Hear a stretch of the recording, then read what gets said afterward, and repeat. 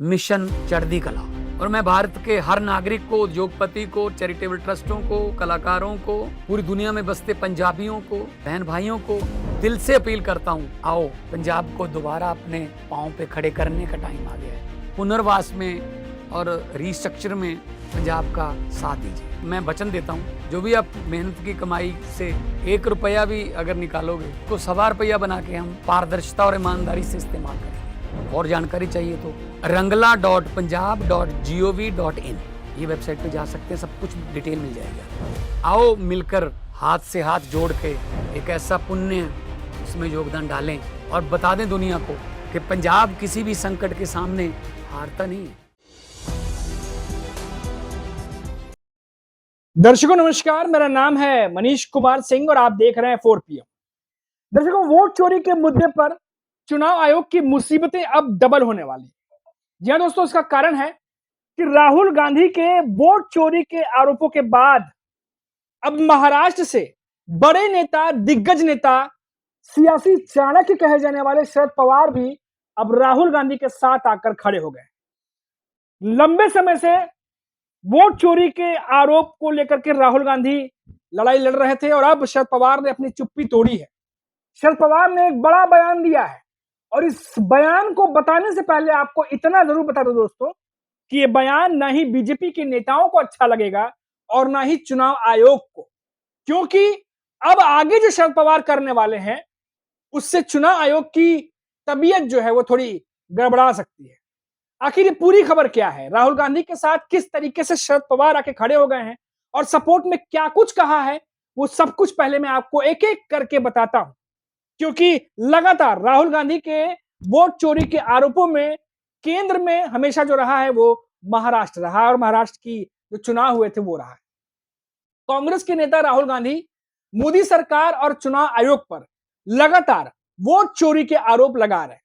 इसी बीच एनसीपी, जो शरद पवार की एनसीपी है, उसके अध्यक्ष हैं शरद पवार, उन्होंने चुनाव आयोग पर कुछ गंभीर सवाल उठाए। उन्होंने कहा कि जब भी राहुल गांधी चुनाव आयोग के कामकाज पर सवाल उठाते हैं तब बीजेपी नेता नियमित रूप से लगातार कंटिन्यू रिएक्शन, प्रतिक्रिया देते हैं।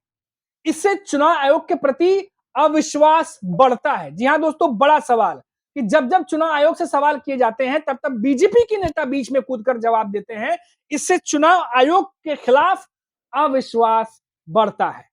इतना ही नहीं दोस्तों, शरद पवार ने यह भी कहा कि लोकसभा में विपक्ष के नेता राहुल गांधी ने जब संसद में भी यह मुद्दा उठाया तो संबंधित संस्था को इसका संज्ञान लेना चाहिए था। यानी जब वोट चोरी का मुद्दा उठाया तो चुनाव आयोग को इसका संज्ञान लेना चाहिए था।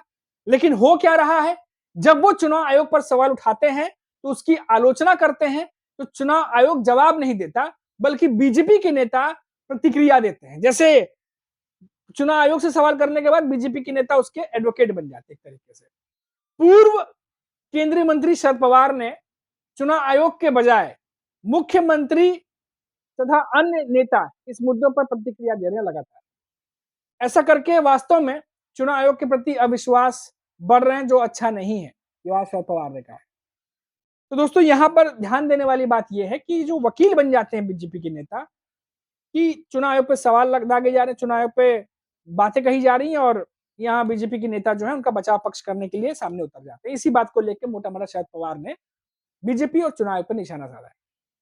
राहुल गांधी ने 18 सितंबर को कर्नाटक के आनंद विधानसभा सीट का उदाहरण देते हुए प्रेस कॉन्फ्रेंस में दावा किया था कि फर्जी लॉगिन और राज्य के बाहर फोन नंबरों का इस्तेमाल करके खासकर कांग्रेस के गढ़वाले इलाके में बड़े पैमाने पर वोट डिलीट किए गए।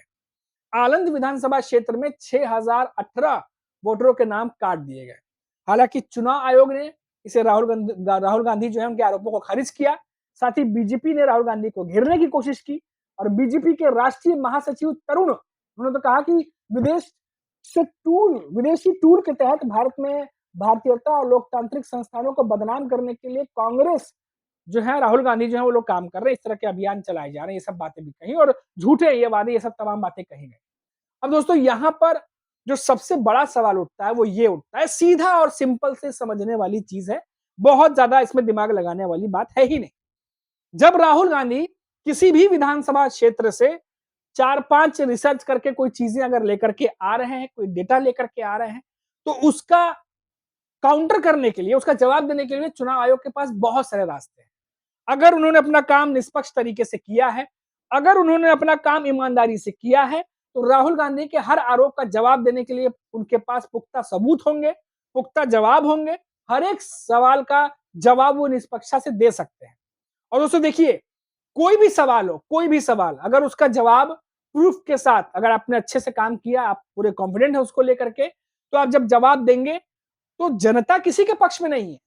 ना ही वो बीजेपी है, ना ही कांग्रेस, वो दोनों पार्टियां अलग-अलग हैं। और आप तो निष्पक्ष, चुनाव आयोग तो निष्पक्ष है, वो तो आजाद संस्था काम करती है। तो आप जब ये बात बोलेंगे तो जनता क्यों नहीं समझेगी?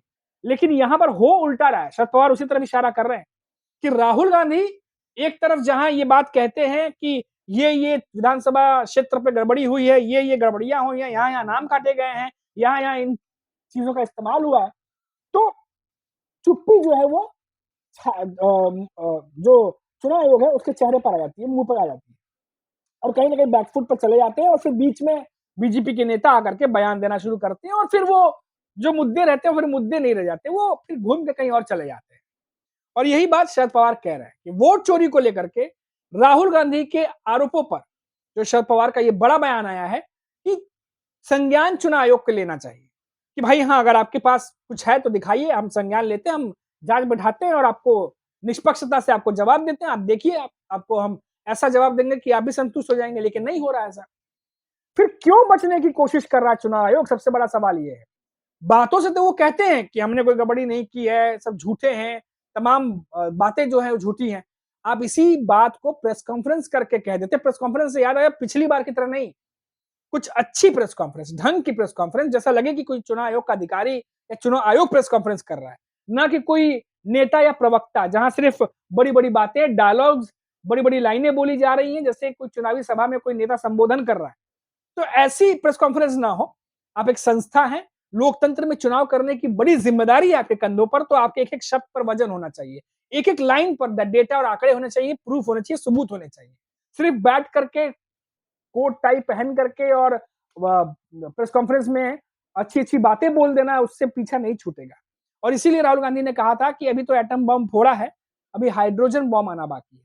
और जिस तरीके से शरद पवार ने दोस्तों अभी राहुल गांधी के हाँ में हाँ मिलाया, राहुल गांधी के साथ वो आके खड़े हुए हैं, निश्चित तौर पर शरद पवार वो नेता है जो पहले जब महाराष्ट्र में विधानसभा चुनाव में गड़बड़ी पाई गई थी, तो शरद पवार खुद अपने नेताओं के साथ में दिल्ली में बैठक की थी, कांग्रेस के साथ बैठक की थी, और इसको सर्वसम्मति से इसको एक बड़ा आंदोलन बनाने की तैयारी थी उस समय। जो अभी बिहार में देखा जा रहा है कि किस तरीके से जब राहुल गांधी, तेजस्वी यादव ने वहां पर जब रैलियां की, तो वहां पर किस तरीके से इसको जन आंदोलन में बदलने की कोशिश की गई, वो भी देखा गया। और यही चीज शरद पवार महाराष्ट्र में चुनाव जो विधानसभा हुए थे उसके बाद करने की कोशिश की थी, लेकिन उसके बाद फिर शरद पवार थोड़ी सी चुप्पी से साध लिया था उन्होंने। लेकिन अब वापस उन्होंने राहुल गांधी के बयान में हाँ मिलाया है, और फिर एक बार चुनाव आयोग को कटघरे में खड़ा किया है, चुनाव आयोग से सवाल किए हैं कि जवाब आपसे चाहिए, सवाल आपसे पूछा जा रहा है, आपको संज्ञान लेना चाहिए, लेकिन आप अपना काम नहीं कर रहे हैं।